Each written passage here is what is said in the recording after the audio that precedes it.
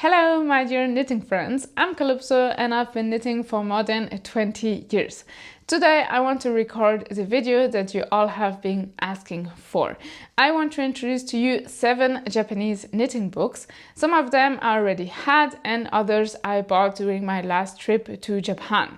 So last year I traveled to Japan with my favorite knitting friend and we also visited many Japanese knitting shops, and I think in total we went to 13 Japanese knitting shops. I don't remember exactly, but in Kyoto we went to 5 shops and in Tokyo to 7 or 8, something like that. So I did videos about that where you can have a really good insight into Japanese knitting culture, look at all the beautiful Japanese yarns which are really incredible and different than what you can get or see here in Europe, at least where I'm located. I'm located in Berlin, Germany. And I've already traveled quite a lot and seen many yarn shops and I have touched and seen so many yarns.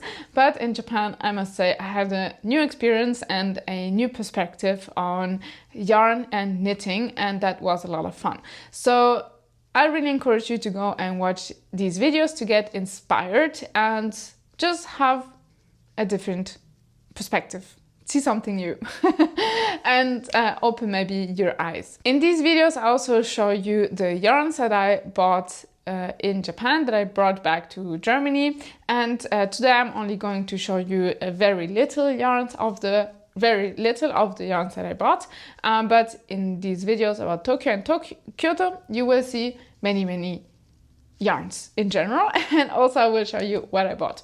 Today we will focus on the books, and if you want to have more insights about Japanese knitting culture or Japanese culture, Japan in general, then I recommend you go to my German channel where my favorite knitting friend and we travel around Japan, always with our knitting in our pockets, and we visit many interesting places in Japan. So those videos are in German, but you can watch them with subtitles, and that's a lot of fun. Let's dive now into Japanese knitting books. I will start first with the books that are new to me, and later I will show you the more famous Japanese knitting books that I think many of you already know probably, and that I also have been using for my design work, such as, for example, the maracuya top. This is a top that is knitted from the top down, first back and forth in rows until you reach the armhole, and then it is made in the round. It has a really nice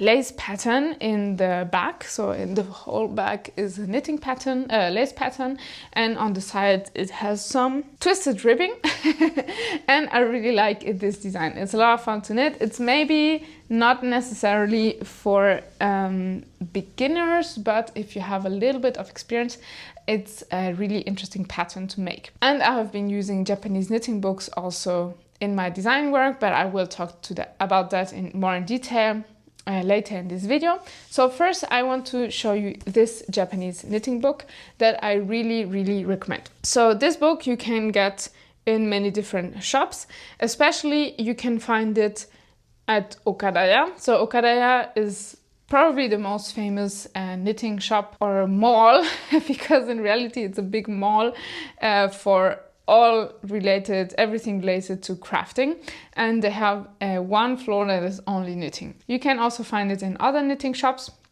I've seen it in 2 or 3 knitting shops. For example, I also saw it at Itoko Tobacco. This is also a shop in Tokyo, close to Shibuya, and Okadaya is in the district Shinjuku. So Okadaya, you will find a good overview of Japanese knitting culture, and there's a whole shelf with many books, and most of the books I bought there, to be honest. If you want to get an overview of Japanese knitting culture and you don't have much time in Japan, then I recommend, if you're in Tokyo, that you go straight to Okadaya and just have fun there. This is one of my favorites because it is really useful for different levels of knitting, for beginners but also more advanced people. You also get an overview of Japanese knitting culture and Japanese knitting shops. So this is kind of a guide. So if you're a knitting tourist like I am always a knitting tourist everywhere I go. This is really a very good book, and I wish we had that in Germany or maybe for Europe as well. Well, first, let me say that I speak a little bit of Japanese, I understand a little bit of Japanese, but reading Japanese, of course, is more difficult. So I studied Japanese at uni for a few semesters, and then I did an university exchange for 6 months in Japan, now 11 years ago. So I studied Japanese before my last trip to Japan to refresh a little bit my memory, and it was okay to get around and travel and do basic communication. And it also helps to read, for example, yarn labels if you know how to read hiragana and katakana. So here, for example, you have hiragana and so this would be, and this is katakana, the second part here. So I'm not able to read everything. So the kanjis, of course, like the Japanese signs are really difficult. I think at my best I knew like 400, but now I know like only the very basic ones. Tokimeku, and this would be ni. I don't remember. So since my trip, I have forgotten a lot again.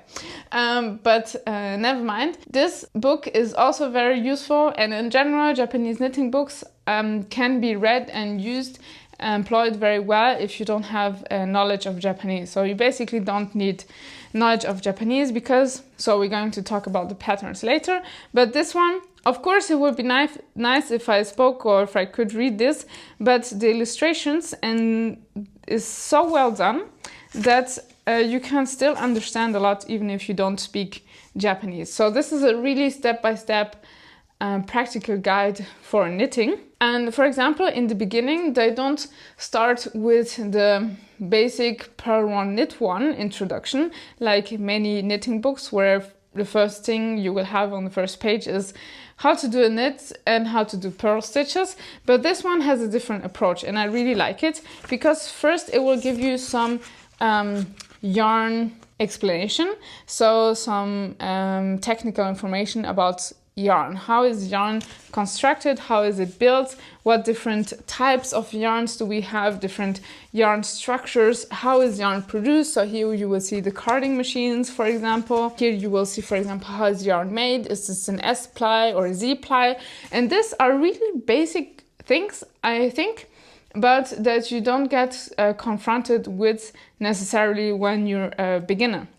These are informations that mostly you have to search for, that are like dismissed as not very important, but if you want to have a broader and better understanding of knitting, I think these are really important information, but we often forget about that because we straightly go to knit one, purl one. So here, for example, they explain also how does yarn come in different presentation, like for example on the cone, on the skein, this type of ball or this type of ball, and I think this is really practical and useful information. So as you can see, you can still understand a little bit even if you don't read Japanese. In the next chapter they also explain like the yarn labels. I think this is like super useful because when you're a beginner you have no idea what all this means on a yarn label, you know, you're like, what is that for? And many people don't even learn to read or don't have the habit to read the label on the clothes they buy, and they don't have the habit of reading the label of the food they buy. But here it really encourages you and teaches you what does this information mean, and this is really important information.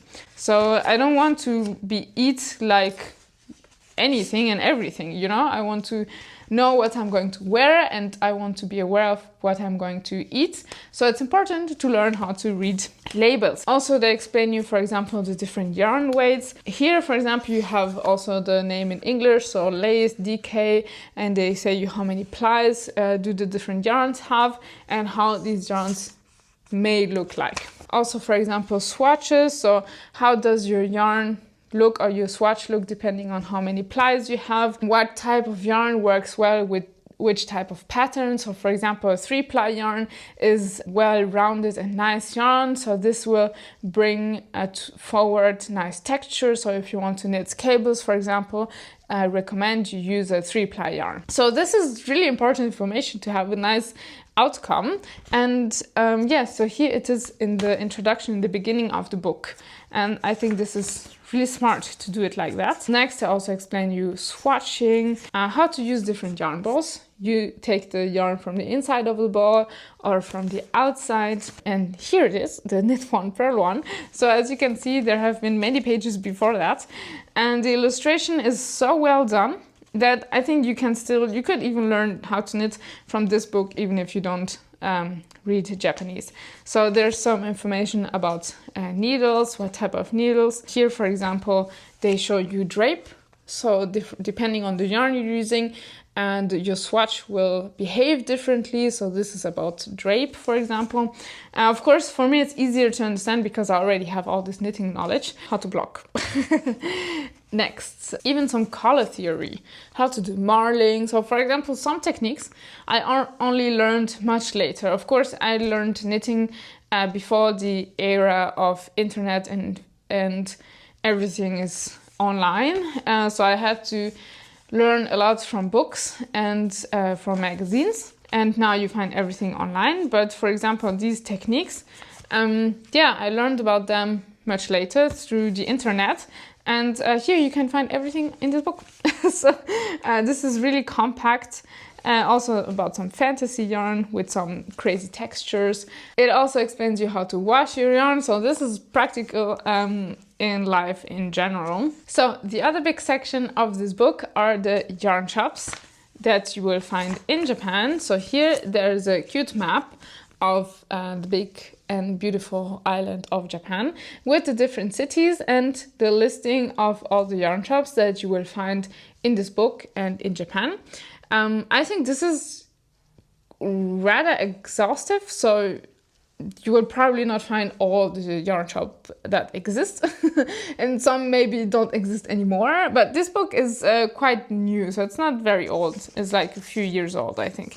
It should be quite updated.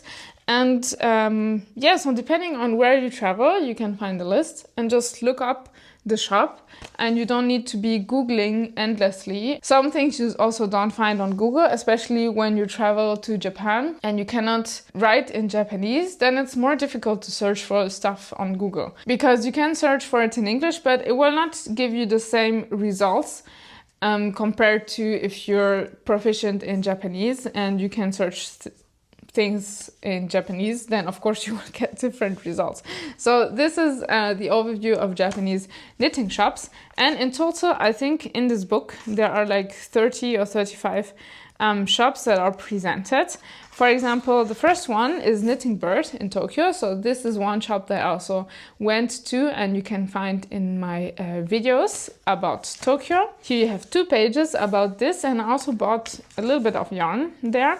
I also went to Ito Tricot. So this one you'll also find in my video about yarn shops in Japan. Next, Amimono Spin. This is also a yarn shop that I visited, and they have really special yarn. They have their very own unique style, so this was really cool. I also went to Walnut in Tokyo, and I think they also have a shop in Kyoto. Yeah, so this is the shop in Kyoto, but I went to the shop in Tokyo. Interestingly, about Okadaya, there's only 1 page and not that much information. Maybe because it's that famous that it doesn't need that much information or that much exposure in this book, because you'll find it anyways. So that's kind of funny. Also in this book, you'll have a nice section about some designs, and this one I particularly liked. This one is really cool, and it also gives you an idea about Japanese style and Japanese sense of fashion. Like very clear lines, but with some nice details, and that is not too much shaped. It doesn't give too much away about your body size or your body shape, but it is really elegant and kind of kawaii and cute.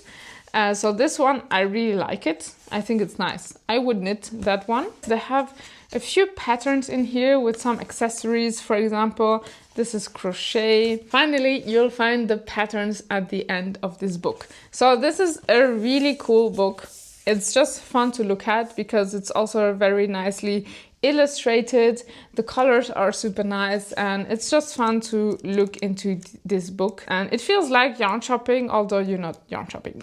So I recommend this book, a really good resource if you're going to travel to Japan or get an idea of Japanese knitting culture. I'm showing you these books, but it's not really an order of preference, just have ordered them maybe by topic and practicality. So this is number 1 because it is one of a kind, this book, and it is also one of my favorites. And I think this is a really good starting point into Japanese knitting culture. So that's why this is number 1. We will go into number 2 and 3 almost at the same time. And I love flowers. I'm really a lot into flowers. Japanese love flowers as well. I mean, for example, they have the sakura, which are the cherry blossoms. I had to look for it in my brain in English. So the cherry blossoms is all about flowers, right? So Japanese, they love flowers. And I bought this book. This book is mainly about mittens and accessories, but I'm not really accessory knitter and I don't really knit mittens, but I got this book because of all this beautiful color work. I mean, look at this. And this is basically all there is. So yes, the book is about mittens, but I think it's more about the floral patterns, you know, and mittens, because they're like this square shape of the hand, are really practical canvas to show and to share these patterns. Japanese books all have these beautiful covers here and the original cover here. Also, my Japanese learning books that I bought when I went to uni, they all had a cover like this, which is nice to protect the book. At the same time, sometimes it's a little bit difficult to hold. This one is also, this is the original cover, and this is like the protector. You will find endless patterns, floral patterns, intarsia, no, not intarsia, color work, sorry. Yeah, I mean, it's just fun to look at all of these and see this big variety, all the different color combinations. I think most of these have the same gauge, or I'm pretty sure everything's the same gauge. And I mean, look at this endless color combinations. And if you want to knit something, you don't have necessarily to knit mittens. You could, in theory, go through this book and knit all these mittens and just give them to all your friends and all your social circle, family, and whoever you want to. This was like a fun idea. You can knit like all these mittens, give them as a present to all of your friends and your relatives. And if they happen to be everyone in the same city, then you would be like the Japanese mitten gang or something like that. So that's maybe cool to recognize each other and yeah, to be recognizable to others. But yeah, that's just a crazy idea of mine. But yeah, I mean, look at this. This is just beautiful. I love it. And you can use the chart and just knit whatever you want with this. So you could make a scarf or you could make a sweater, and you can just take small portions of this and reuse them or implement them however you want, change the colors. You could also use leftovers to make these. So this, I think, is very smart because it gives you so many options of what you can do and so many ideas. So this is, I think, an incredible resource book, and not necessarily to make mittens, but to make so many different things. So here, for example, they have also a hat and a shawl or a scarf. And this is the pattern for it. And they give you different options also in the book directly. So for example, here you see the same patterns, but in different colors. So you can imagine what this would look like in a different color and which one you prefer. Maybe the darker version or the more lighter version, what suits you best, what is better for your skin tone, maybe. So I think this is just super smart. I mean, look at this one that has a lot of blues, and it's also in gray and white. So the contrast is incredible. I mean, it's the same pattern, but with different colors, it just looks like totally different.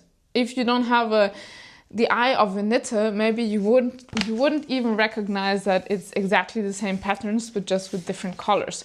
So I think this is just fascinating. Here, for example, you have the whole set of mittens with the hat and with the scarf. So they already give you this hint to take the pattern and do whatever you want with it, whatever you feel like. And I love experimenting.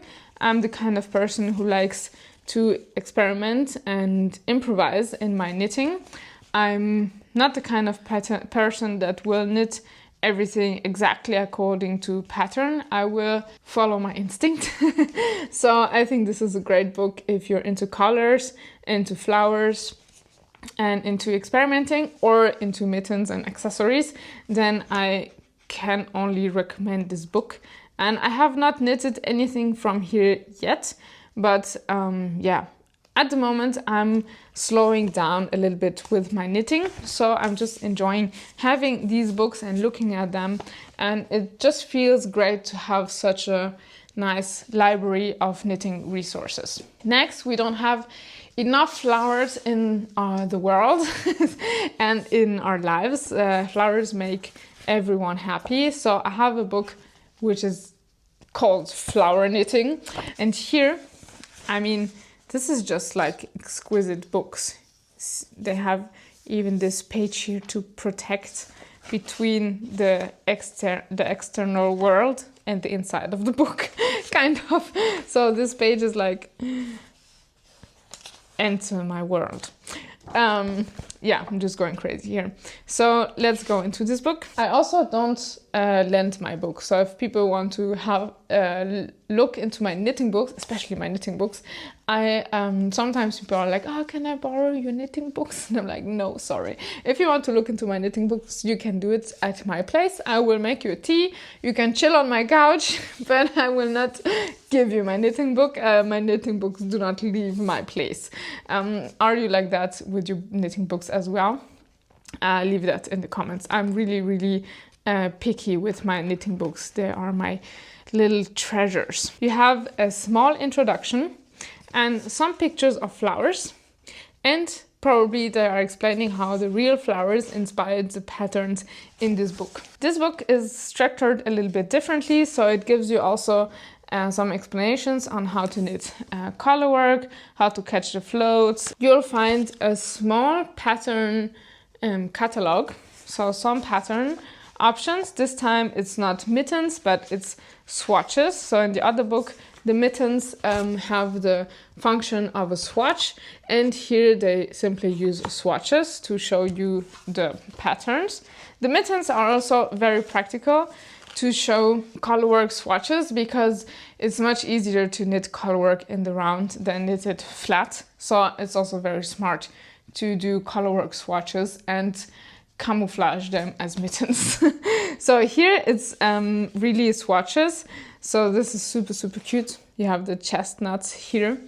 And so there are a few pages with some swatches. This one actually remembers me of a pattern that I saw in one of Kay Facet's books. He has a similar design in one of his books. And then there are more swatches and also a few designs. So this one, for example, I liked a lot. I even cut out some paper, 2 pieces of paper, to have a better understanding of the construction of this design. This is really smart. I think it's just beautiful and super elegant. It's a super elegant coat, and I would like to knit this one. I'm sure I want to make it. This is on my I will for sure make it list. I don't know when, and I don't think I will do it exactly like on this picture. I think I will just do my own thing, but I really like the construction of this one. It is a really thick piece of knitting, a really thick garment that you can for sure use as a coat, and so this would be awesome to use here in the weather in Germany. And on the next page, they also give you some interesting construction ideas, construction options that you will also find in this book. This is what I like about Japanese knitting. They have really a different approach to construction, and they don't necessarily do the typical dropped shoulder where basically it's just 4 squares that you sew together, but they have a different approach to construction. Also, what I really liked in this book is that they do a mixture of techniques. So here, for example, they mix knitting with some embroidery. Because, for example, when you're knitting and you want to add some shaping, some colors, some motif with some other color, sometimes it can be very unpractical if it's only like a few stitches that you want to have in a different color. So it's kind of smart to embroider it instead. So that's what they're doing here, and it also gives you a special effect. For example, this embroidered piece here, where you can really have like the opening of the flower and the center circle of the flower. And here they also did some embroidery to give it some texture to the flower. So I think instead of doing bubbles, for example, because knitting like such small bubbles can be a little bit tricky maybe, or annoying even. So it's smart to do it with embroidery, and I think it looks really, really pretty. Here we have a different example on how to knit bubbles to mimic cherries. So this is also very, very cute. And in this book, in general, they show you many different techniques with very different outcomes. So this is, for example, very cute grapes here. So this is a really versatile book. You will find for all different tastes and ideas related to flowers and nature. So most of the book are colorwork swatches to make beautiful flower panels. And later you will also find some patterns that are more textured and will mimic or show some elements of nature. For example, with lace or with cables and some bubbles. And finally, you'll have a few more patterns and designs. So for example, this shawl, I think is just a piece of art. It's extremely beautiful, super, super elegant.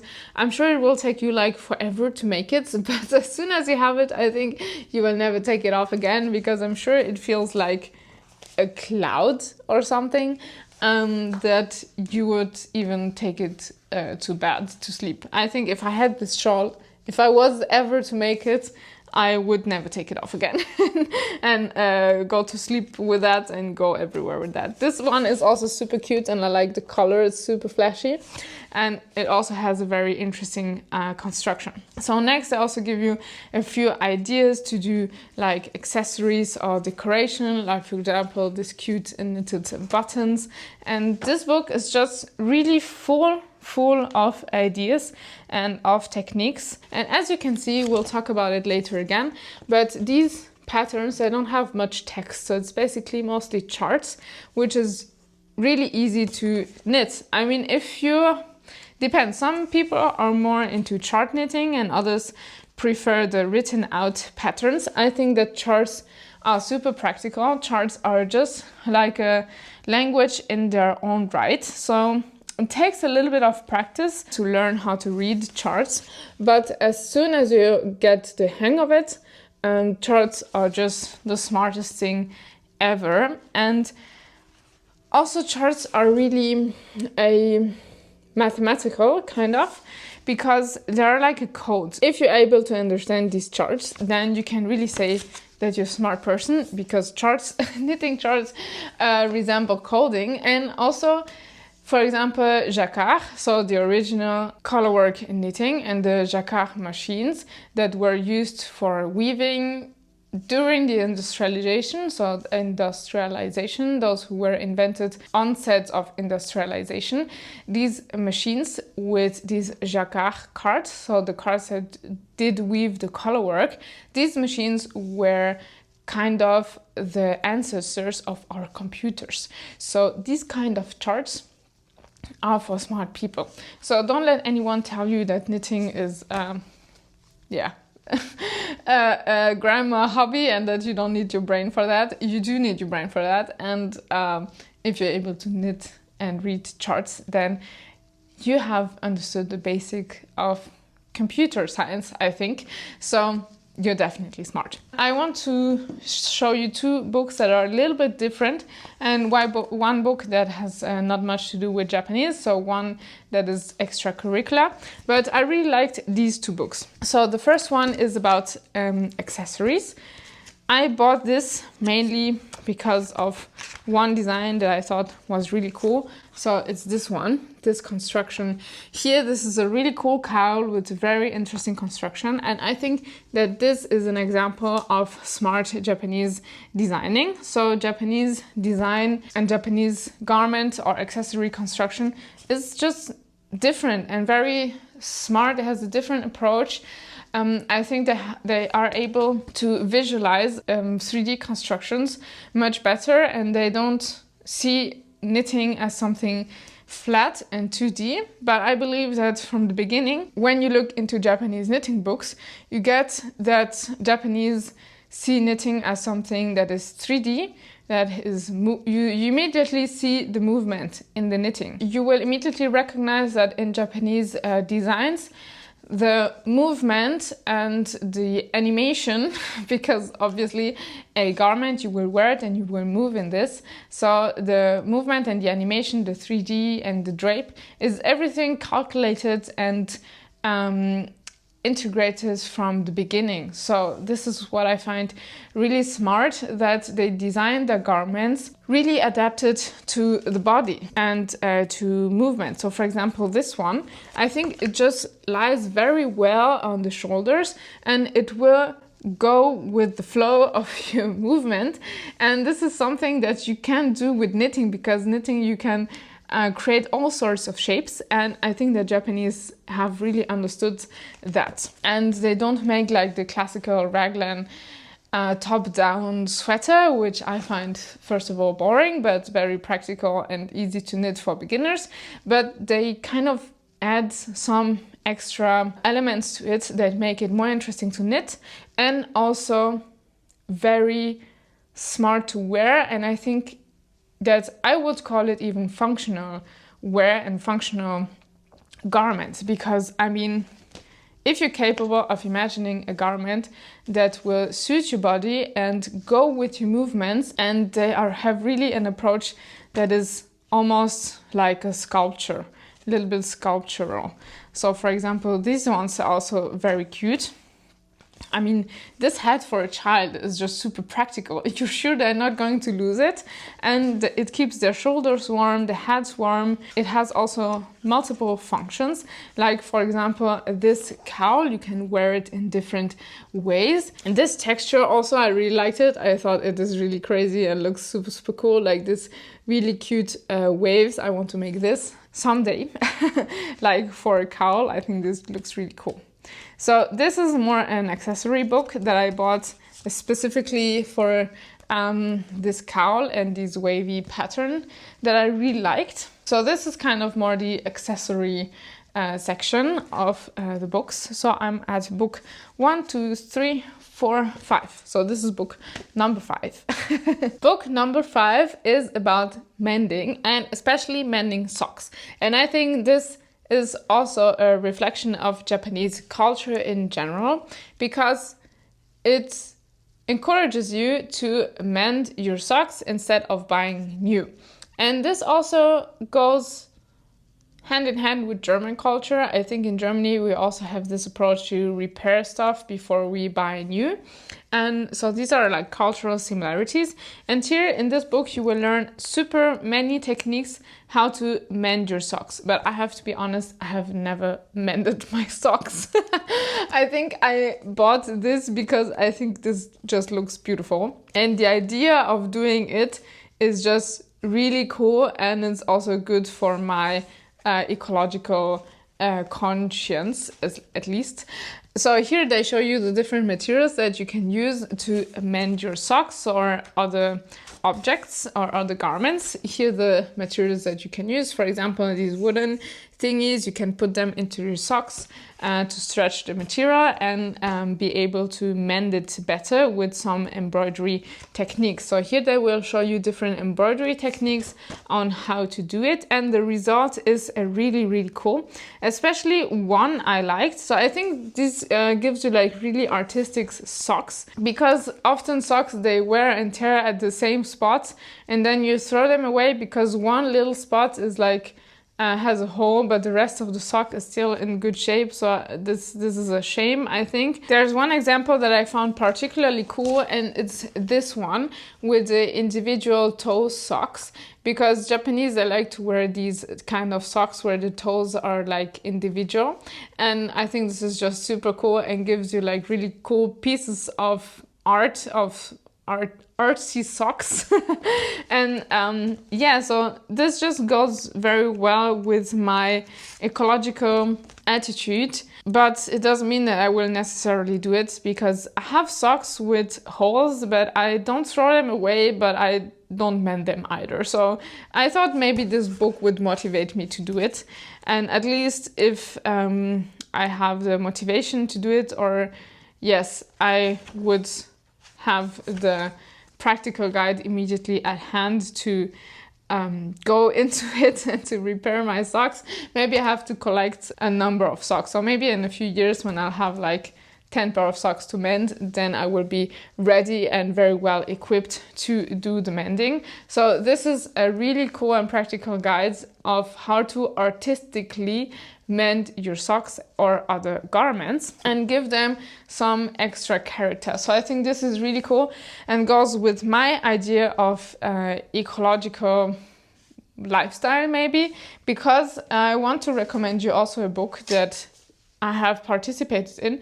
So this is a academic writing I participated in this book, Fair Fashion, where I also talk about handmade, or write about handmade and knitting, and how a knitting and handmade approach can help us to be more ecological and reflect a little bit more on our consumption of fashion, and fast fashion especially. So I'm a little bit criticizing fast fashion. So these two, they go hand in hand, in my opinion. How to mend your garments, how to mend also your handmade stuff, and the idea of having the skill to do it. So knitting and crafting is a skill that as soon as you have it, nobody can take it away from you. And this gives you some autonomy and independence from fashion brands or fast fashion that are just polluting the environment. And this is something that I write about in my academic essay.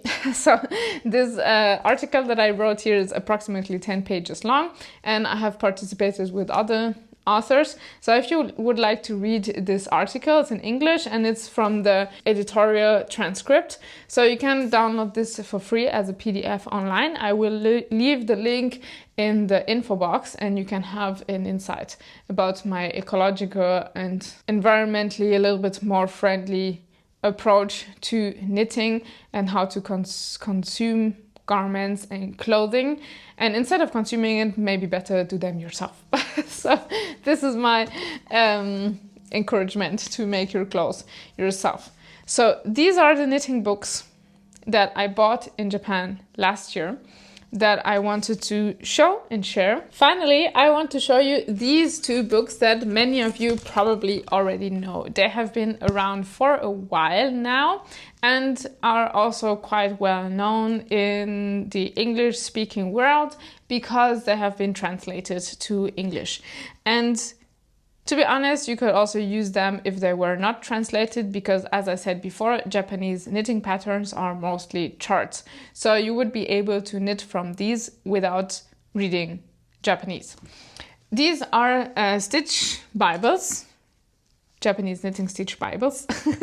So these are more like catalogs, collections of knitting patterns, all kinds of different patterns. So it can be cables, it can be with bubbles, it can be with lace.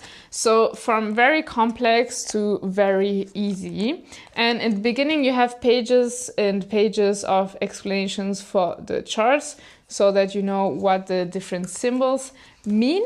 So this is just a very well done book. Maybe for more advanced people who grab this kind of book, see a design or a pattern and can immediately project and have an idea what to do with that. So this is maybe not for total beginners, but rather for people who like to design their own garments and make their own unique pieces of knitting. And as you can see, this is all charts. And here you have some options for edges, for example. I have used these books, for example, to design different tops that I have made.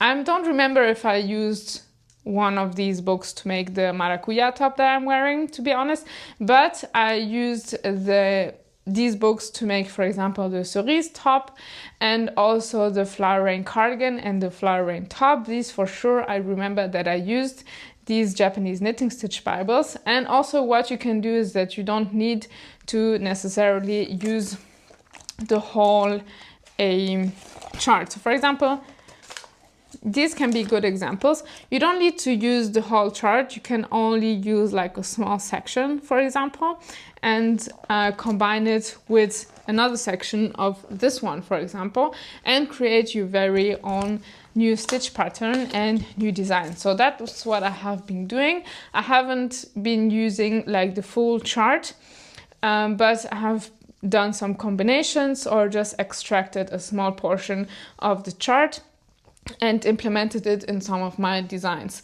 So these books are really good and interesting resources, especially if you're into more intricate, more elegant, and also more like lacy or cable designs, but small cables, like not the big chunky ones, but the small elegant cables. So these are incredible resources. I've had these books for a very long time. They're a big inspiration and books that I really recommend. So Japanese knitting books and patterns in general, as I said before, you can easily use them without having notions of Japanese. I want to add that the garment patterns often only come in one size. So you will have to do the grading yourself. So they come in one standard size that is rather small or rather tailored to Japanese standards. So stereotypically, Japanese people are a little bit smaller. And so this is more tailored to their sizes. So if you fit into this stereotype, then you might not have to regrade the pattern. Otherwise, because everything comes in charts, it's not that difficult to regrade it because you can multiply the charts, make it fit you easier than with a written pattern. That's the great thing about knitting. You can adapt it to your size and to your shape by doing the calculations. So of course it's not the easiest thing to do. It takes a little bit of practice, but as soon as you are able to do it, it again gives you a lot of autonomy and a lot of power about how you make your garments and how you knit and how you create and live your hobby or experience your hobby. So I think that's a great thing. It gives you a lot of independence and a lot of options to decide yourself what you want to do. And this is the power of charts and of Japanese knitting. Is this a nice sentence to end this video? I think so. But I wanted to show you a few yarns that I bought. So for example, this one from Sonomono, or the yarn is called Sonomono.